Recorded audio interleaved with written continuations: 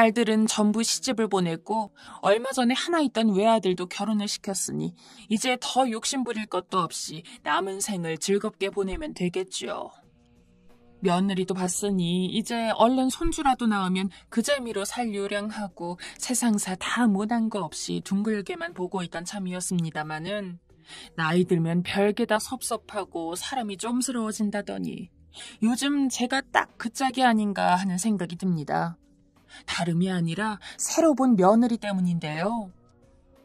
늦게 본 아들보다도 몇 살이나 더 어리니 저한테는 막내딸뻘보다도 한참 어리기는 합니다마는 요즘 애들 아니랄까봐 어찌나 그렇게 말하는 거나 행동하는 게 조심성이 없는지.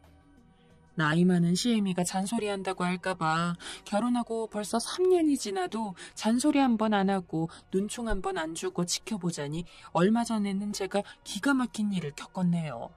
그래서 며느리 흉보는 시애미 소리를 각오하고라도 여기에나마 이야기를 한번 써봅니다. 우리 막내 아들은 제가 거의 40줄에 낳은 아들입니다. 위로 딸만 셋을 낳고 한참을 있다가 겨우 본 아들이죠. 요즘에야 딸아들 구별하면 그 사람이 무식한 사람이지만은 옛날에는 아들 못 낳는 며느리라고 하면 옛날 사람들은 다 아실 겁니다. 참 기막힌 세월이었죠. 시어머니가 며느리 밉다고 밥하는데 쌀도 조금만 내주더란 이야기 들어보셨나요? 그게 딱 제 이야기입니다. 말하자면 끝도 없는 이야기죠. 그렇게 기 한 번 못 펴고 살다가 낳은 아들이니 또 오죽이나 귀한 자식이었겠습니까? 제 자식이지만 얼마나 참하고 순한지. 학교 다닐 때도 말썽 한 번 안 피우고 큰 자식입니다. 요즘같이 취업 어려운 세상에도 대학 졸업하고 얼마 안 있어 취직했죠. 그러고 이내 결혼하려고 만나는 아가씨가 있다고 하니 참 어째 이렇게 골치 안 썩이고 딱딱 맞춰서 잘해주나 싶었습니다. 100세 시대니 어쩌니 해도 애 아버지나 저나 이왕이면 손주 크는 건 좀 보고 죽자고 하던 판에 참 잘된 일이었죠. 며느리가 처음 집에 인사하러 오는데 한눈에 봐도 아주 세련된 아가씨였어요. 옷차림이며 몸차림이며 얼굴이 화날 만큼 고운지라 저런 아가씨가 순에 빠진 우리 애를 뭐가 재밌어 만나나 싶을 정도였어요. 엄마 된 입장이지만은 우리 아들한테는 좀 과분하다 싶더군요. 처음 만나도 눈웃음도 잘 치고 대답도 잘했습니다. 애아버지가 그래, 우리 애하고는 어떻게 알았나? 하고 물으니 곰탱이같이 귀엽잖아요. 동글동글하고요. 하며 깔깔깔 웃습니다. 말도 좀 격이 없다 싶었지만 어떻게 만났냐고 묻는데 곰탱이는 무슨. 말귀가 좀 어둡나 싶어서 이번에는 아들한테 대고 물어보니 일하다가 만났다고 합니다. 우리 아들이 지역 매장 관리자로 있는데 매장에서 일하던 아가씨였다고 하더군요. 첫 번째 인사하러 오던 날은 지나가다 들른 길이라 오래 이야기를 못해서 그냥 참 밝은 아가씨다 생각했어요. 그 이후로는 집에 자주 놀러오게 되었는데 여러모로 당돌한 구석이 있더군요. 혼자서도 능청스럽게 온갖 이야기도 잘하고 둘 사이 있는 일을 일러 바치기도 하고요. 늙어서는 안 그러려고 해도 사람 말하는 거나 행동하는 것도 유심히 보게 되잖아요. 하다못해 식사하는 것만 봐도 사람이 보이게 되는 법인데 식탁에 앉아서도 맛있는 건 잘 골라 먹고 성이 안 차면 뭐를 좀 더 달라고 하고 한두 번은 귀엽지만 자꾸 그러면 제가 급식소 아줌마인가요? 요즘 애들이라도 보통은 하기 전에 물어도 보고 지가 직접 하기도 하고 그럴 텐데요. 하도 어린애가 그러니 뭐라 하지도 못하고 그저 웃음만 나오더군요. 무엇보다도 놀라웠던 건 우리 아들이었어요. 집에서는 말도 안 하고 순하기만 하던 애가 지 여자친구랑 있으면 얼마나 강아지처럼 좋아 못 사는지. 세상 다 가진 사람처럼 깔깔대고 둘이 노는데 저는 30에 다 되도록 걔를 봐도 그렇게 까부는 모습을 처음 봤어요. 처음 볼 때는 어디 정신머리가 빠졌나 생각했죠. 애아버지 말 맞다나 지들끼리만 좋으면 그만이다 생각했는데 사람이 좀 찬찬히 뭘 살필 줄도 알아야 하는 법인데 저래서야 어디 하는 마음이 들었습니다.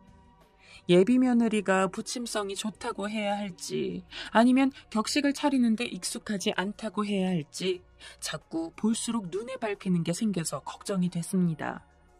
젊은 애들 연애하는데 어른이 나서 뭐라 그러는 건 아니라지만 그래서 하루는 아들하고 찬찬히 이야기를 하며 둘이 연애하는 이야기도 물어보고 하다가 천천히 한번 만나보라고 했더니 아들 녀석이 대뜸 하는 말이 아이고 저도 여태 다 지켜보고 살펴보고 다 했네요.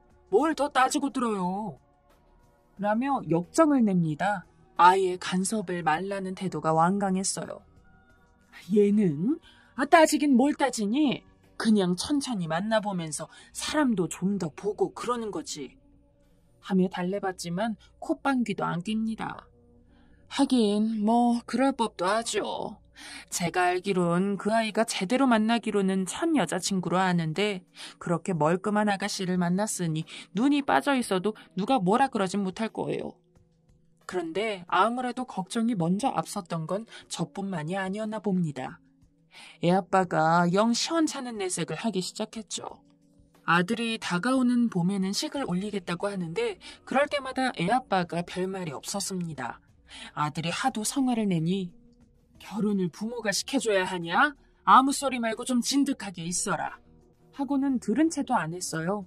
제가 가만히 물어보니 애아버지도 며느리 되겠다는 아이가 영 본데 없이 행동하는 게 마음에 안 드는 눈치였죠.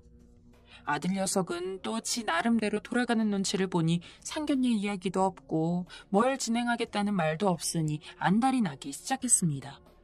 그때부터 부모가 결혼을 반대한다고 불만스럽게 얘기하더군요. 우리야 뭐 티낼 것도 없이 그냥 웃으며 오냐오냐 할 뿐이었죠. 뭐 요즘 세상에 부모가 반대한다고 지들이 안 하나요? 괜히 힘 뺄 필요도 없이 그냥 가만히만 있어도 될 일이었죠. 그랬더니 어느 날부턴가는 회사도 안 간다. 결혼 안 시켜주면 산에 들어간다 어쩐다 말이 많아졌어요. 그냥 좀 있어보고 그래도 좋으면 해도 될 텐데. 눈치를 보니 취직한 지 몇 년 되지도 않으니 모아놓은 돈도 없고 결혼은 빨리 하고 싶고 신혼살림을 차리도록 우리더러 돈을 좀 밀어달라는 소리죠. 한 몇 달을 아침 저녁으로 나고들며 그 소리를 해대는 통에 그만 제가 먼저 손을 들었습니다. 언제 해줘도 해줄 돈인데 어디 한번 살아나 보라고 그냥 해주자고 애아버지를 설득했어요. 그러고 얼마 안 있어 상견례를 했죠.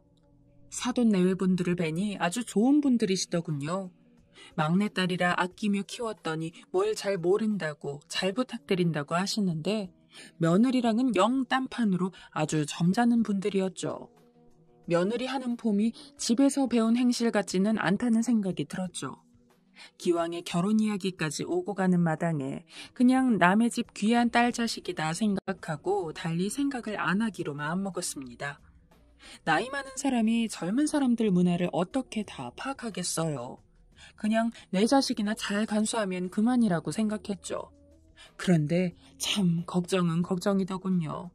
둘이 하는 걸 보고 있자니 평생을 쥐어 살 것 같아서 애미로서는 지켜보는 마음이 썩 편치 않았습니다.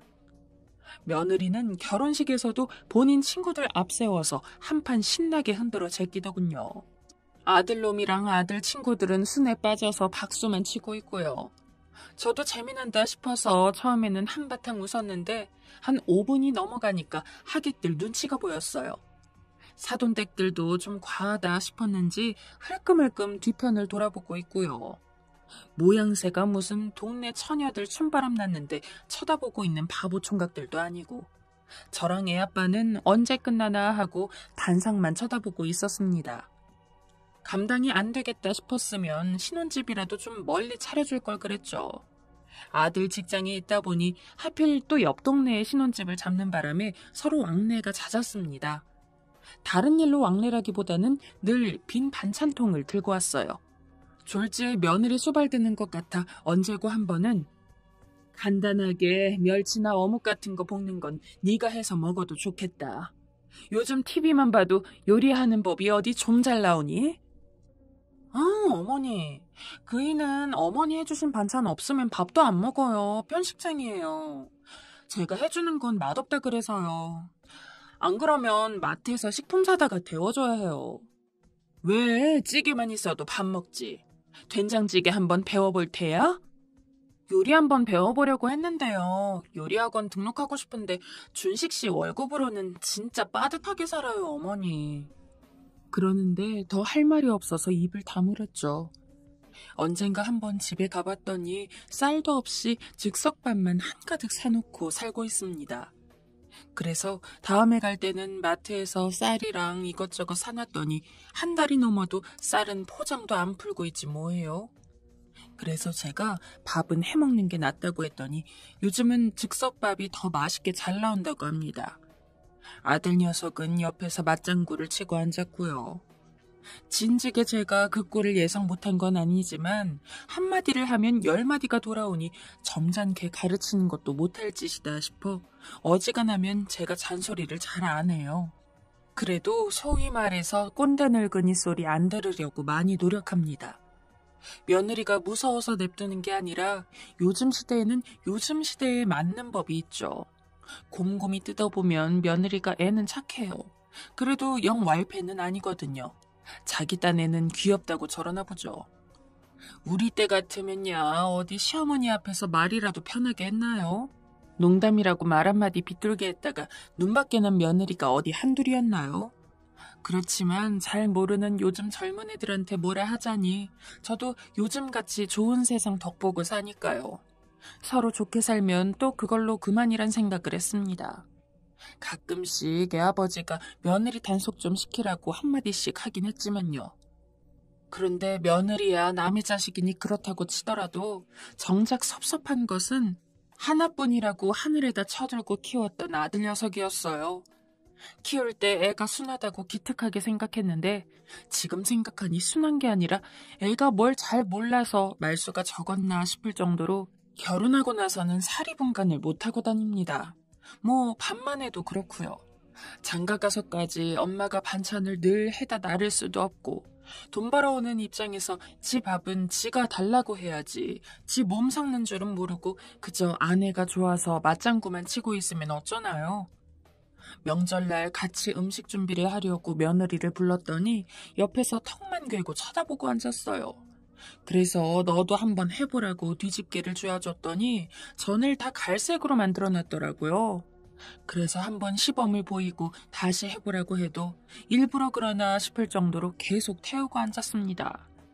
그래서 온도를 요렇게 보고 색깔은 요렇게 하면 되는데 왜 그러냐고 하니까 어머니, 전 이런 거 잘 못해요. 손이 둔해서. 얘야, 누구는 손이 들까 불려서 전을 붙이니? 찬찬히 배우면 다 하지. 어머니, 대신 저는 말도 잘하고 사람도 잘 사귀잖아요. 제가 매장에서 일할 때는 항상 제 시간에는 매출 100%를 찍었어요. 그럼 적성 살려서 계속하지. 결혼하고 일은 왜 안 하냐고 물으니까 튼튼한 손주나 아들이려고 건강한 몸을 유지하고 있답니다.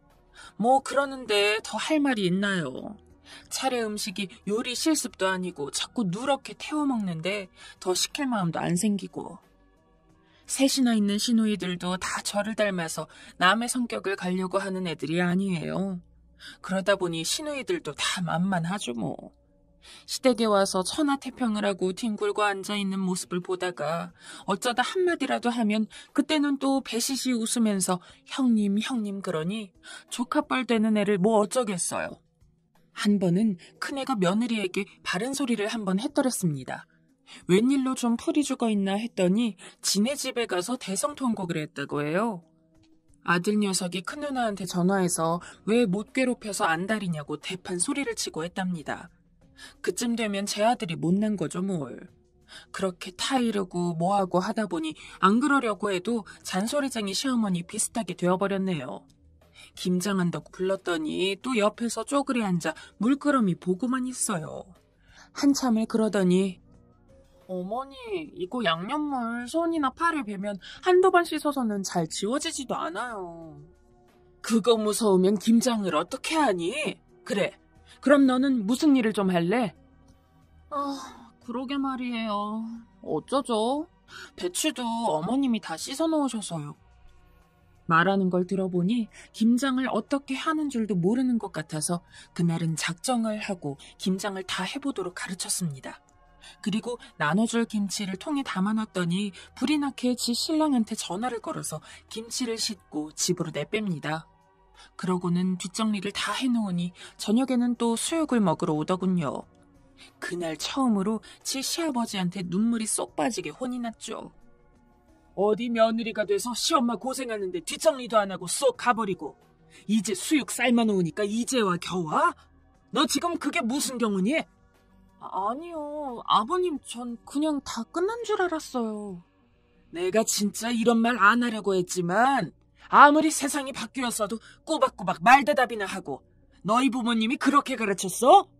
제가 뭐 용돈이 부족한 사람은 아닙니다마는 며느리가 벌써 김장하기 전부터 자기는 갈치 들어간 김치를 좋아한다, 뭐 들어간 김치를 좋아한다 노래를 불러대더군요.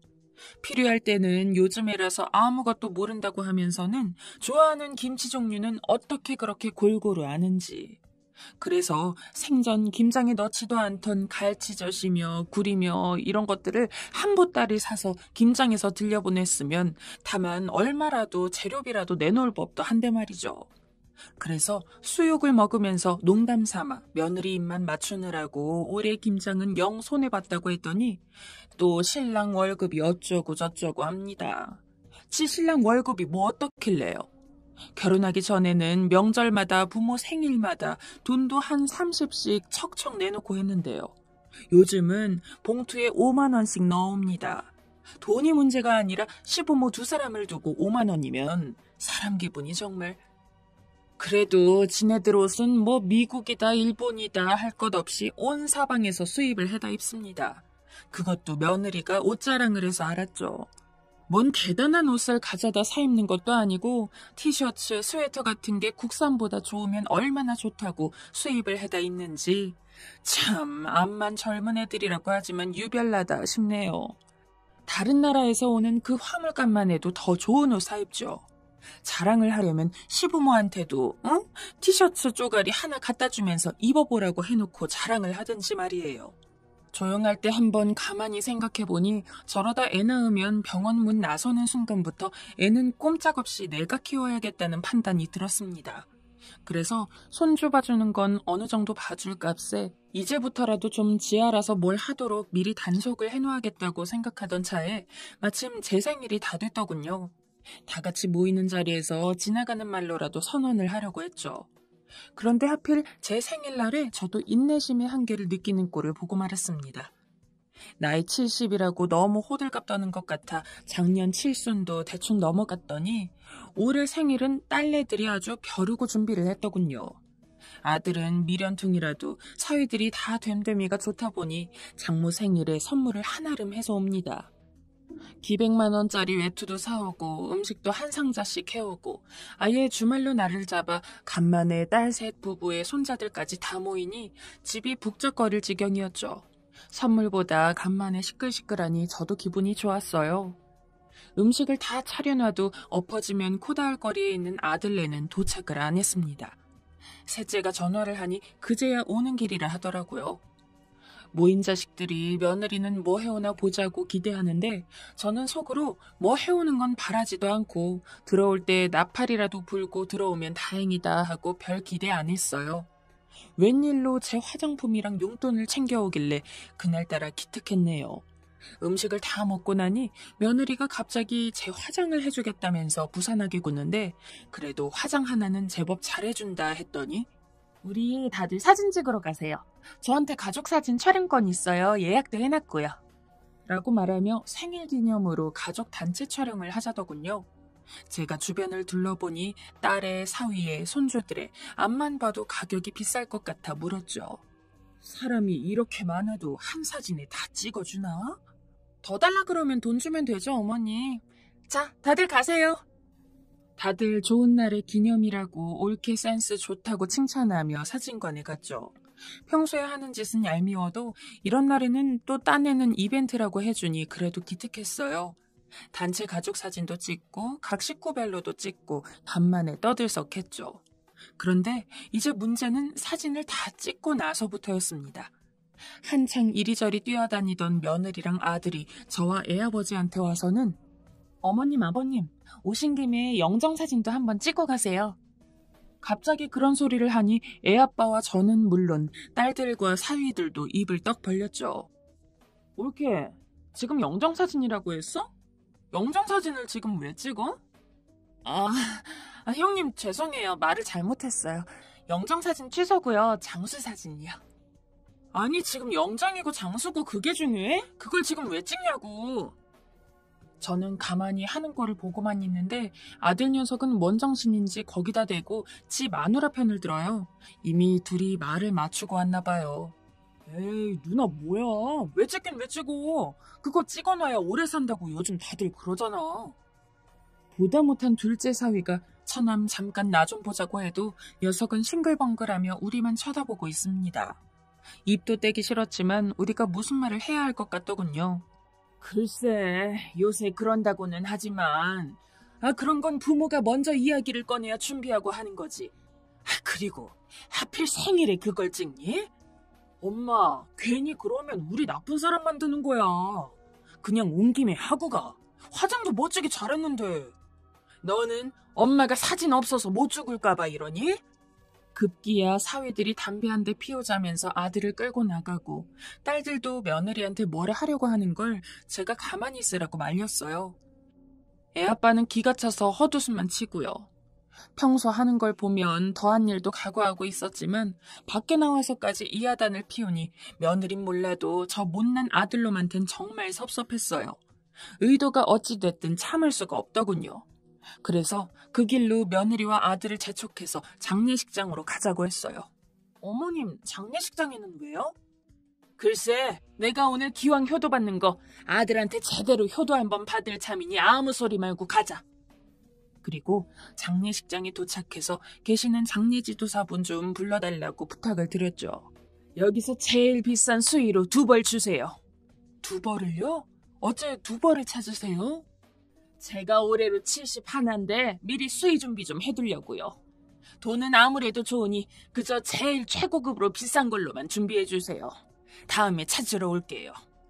그러고 나니 부하가 치밀어 올라서 눈만 뻐끔거리고 있는 아들 내외에게 가서 소리쳤어요. 나는 죽을 때 이거 입고 죽을 작정이니 너희가 결제해라. 수의 먼저 맞춰놓으면 아주 오래 산단다. 너희가 그렇게 나를 생각하면 제일 비싼 놈으로 사거라. 나랑 네 애비 것까지 2벌 사와. 이거 들고 오기 전에는 다시는 집에 발도 들여놓지 마. 전화도 하지 말고. 그러고는 택시를 타고 와버렸어요. 집으로 돌아가는 택시 안에서 너무 서러워 눈물이 납디다. 제가 뭐 많은 걸 바라는 건 아니에요. 그런데 생일날 영정사진은 아니지 않습니까? 꼭 빨리 죽으라고 제사 지내는 것 같고. 집에 와보니 온 식구들이 앉아서 있는 대로 욕을 하고 있었습니다. 사위들이 위로해주는데 갑자기 참 서럽더라고요. 자식 하나 제대로 못 키워서 남의 자식들 앞에서 창피한 꼴을 보인 것 같아 부끄럽기도 하고 또 고맙기도 하고 그랬습니다. 딸들을 배웅하고 나니 남편은 또 남편대로 생각하니 괘씸했는지 내가 먼저 죽더라도 아들 며느리한테는 재산을 한 푼도 주지 말라고 성화를 해대더군요. 다 말 안 해서 그렇지 저도 이만저만 섭섭한 게 아니었습니다. 어떻게 생각해보면 그냥 잘 타이르고 넘어갈 걸 하는 생각도 들지만 다른 식구들도 다 있는 앞에서 지혜미 생일에 그 푼수짓을 하고 있으니 화도 나고 한 번은 본때를 보여야겠다는 생각도 들었죠. 말을 들어보니 지네 장인 장모한테는 또 어찌나 잘한다고 하더만 지네 부모한테는 왜 그렇게 철딱서니 없이 구는지 모르겠어요. 한 번 부모가 없어봐야 후회를 하는지. 아무튼 그러고 지금 한 며칠은 전화 한 통 없는데 이번 기회에 아주 단단히 버릇을 고쳐놔야지 더 오냐오냐 했다가는 될 일이 아닌 것 같습니다.